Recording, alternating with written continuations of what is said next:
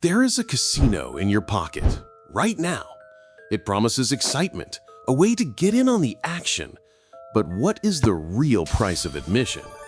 How can an industry generating billions in tax revenue also be linked to a 30% spike in personal bankruptcies? What is the true cost of the digital wager? This is the story the multi-billion-dollar betting industry doesn't want you to see. If you think this is a conversation worth having, hit that like button right now. Share this video with someone who needs to see it, and subscribe so you don't miss the full, shocking story. Not long ago, placing a bet on a game meant a trip to a casino or a call to a bookie. It was a destination, an event. But in 2018, a landmark Supreme Court decision changed everything. It opened the floodgates, and what followed was a digital gold rush. In just a few years, sports betting went from a niche, restricted activity to a multi-billion-dollar industry, accessible 24/7 from the palm of your hand. The friction was gone. No cash, no tickets, no travel, just a tap. The industry promised a safe, regulated alternative to the black market. But in making betting easier and more accessible than ever before, it also created something far more powerful and potentially far more dangerous. So, how do these apps make so much money? It starts with a simple concept called the vigorish, or the VIG. It's a small, built-in commission on every bet, ensuring that over time, the house always has an edge. But the modern betting app is far more sophisticated than a simple bookie. The real money comes from engagement. Live, in-play betting turns every second of a game into a new opportunity to wager, dramatically increasing betting frequency. And it doesn't stop with sports. With a single tap, users are cross-sold into high-margin online casino games, digital slot machines and blackjack tables engineered with a statistical advantage that guarantees the house profits over the long run. But the secret weapon is artificial intelligence. Every bet you place, every team you follow, every second you spend in the app is tracked. AI algorithms analyze this data to build a profile of you, learning your habits to push personalized promotions and tailored bets designed to keep you playing longer and spending more. It's not just a platform, it's a powerful engine, engineered for maximum extraction. The primary argument for legalization has always been economic, and on the surface, the numbers are staggering.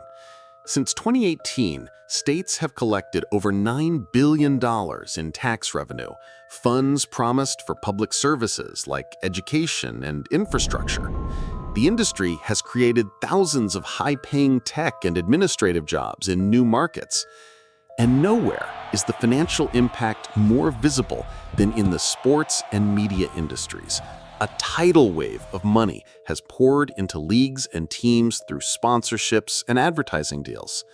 For many smaller sports clubs, this revenue isn't just a bonus, it's a lifeline, essential for their financial survival. This has created a powerful financial ecosystem. Media companies get massive advertising revenues, sports leagues get lucrative data deals and sponsorship fees, and the betting companies get unprecedented access to their target audience. It seems like a win-win-win, a river of gold flowing through the economy. But if you follow that river downstream, you find the story gets much darker. These are the stories from the other side of the bet. Chad lost hundreds of thousands of dollars and ultimately his marriage. Scott's wife discovered his secret addiction when her credit cards were declined while buying clothes for their children. They had missed tuition and car payments. A public bus driver in Ottawa gambled away over $1 million, forcing his family to refinance their home to cover his debts. These aren't isolated incidents. They are part of a disturbing national trend. Academic studies have now established a direct causal link between the legalization of online sports betting and a surge in financial ruin. Personal bankruptcy filings jump by as much as 30% in the years after online betting becomes legal. Credit card debt and loan delinquencies rise. And perhaps most concerning for the nation's long-term financial health, this spending isn't just replacing a trip to the movies. It's actively draining household savings and investments. One study found that for every dollar spent on sports betting, net investment in things like brokerage accounts is reduced by $2, suggesting people are taking on debt or liquidating assets to fund their wagers. And this harm is not distributed equally.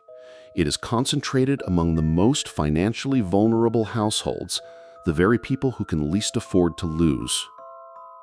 The financial devastation doesn't stop at the individual's front door. It ripples outwards, imposing a massive, hidden tax on society. The National Council on Problem Gambling estimates the total annual social cost of problem gambling in the United States to be $7 billion. This figure accounts for the increased burden on our public systems. Healthcare costs rise due to associated mental health issues like depression and anxiety. Criminal justice costs increase as some gamblers turn to theft or fraud to finance their addiction. And there's a direct hit to our national productivity. Employees struggling with addiction are more likely to be absent, less focused, and in some cases may even steal from their employees, costing businesses hundreds of thousands of dollars a year in lost efficiency and turnover. So when we talk about the tax revenue generated by betting, we have to ask a critical question. Is it a net gain? Or is that revenue simply being offset or even outweighed by the billions we all pay to clean up the damage left behind? The industry's defense is that a legal, regulated market is the only way to combat the dangers of the illegal black market. And that black market is enormous. Americans wager an estimated $510 billion a year with unregulated offshore sites, costing states over $13 billion in lost tax revenue. These sites offer no consumer protections, no age verification, and no responsible gaming tools. They are a gateway for financial crime, used by criminals to launder money from illicit activities back into the legitimate financial system. In the regulated market, operators are required to follow strict rules. They must verify the identity and age of every customer.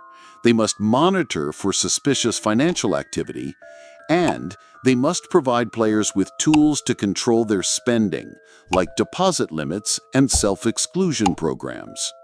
But a fundamental paradox remains. The apps are commercially designed with powerful technology to maximize engagement and spending. The safety tools, however, are almost entirely reactive. They place the burden of control on the consumer, who must first recognize they have a problem and then find the willpower to opt out of a system engineered to keep them in. The story of legalized sports betting is a story of two ledgers.